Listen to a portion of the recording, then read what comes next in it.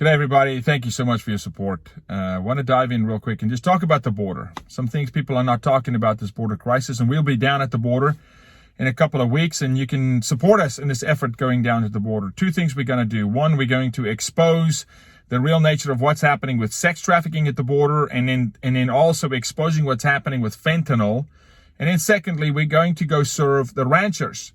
We're taking essential goods and non-perishable food items and things like toilet paper and paper towel to the ranchers that's been decimated because of this crisis at the border. And we're also going to go serve the Center for Border Protection, the patrol agents, the actual agents that are bearing the brunt of this whole issue.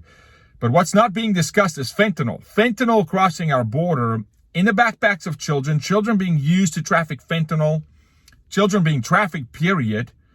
This administration's not talking about fentanyl. You're not hearing anything about what's happening. 500,000 fentanyl pills crossing into the state of Arizona alone from January, and even more into the state of Texas.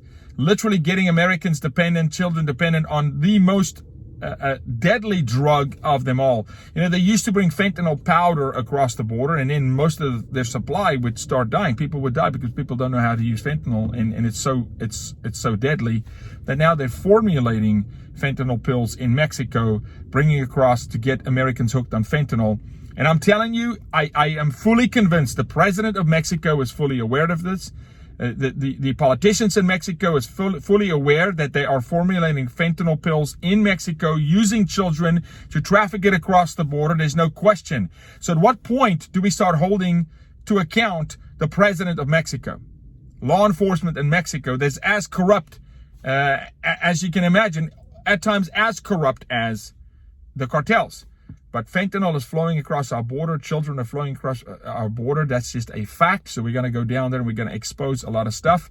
If you feel like you want to support us in the effort, maybe you want to donate towards the effort, some canned goods or essential items, or you want to support in any way, reach out to me on social media. Also, please subscribe to my YouTube channel. Follow the YouTube channel and subscribe. Follow the podcast. Podcast is back out again. It's called The Bottom Line, where we go in deep into issues, long format, close to an hour. We get a lot of amazing guests on.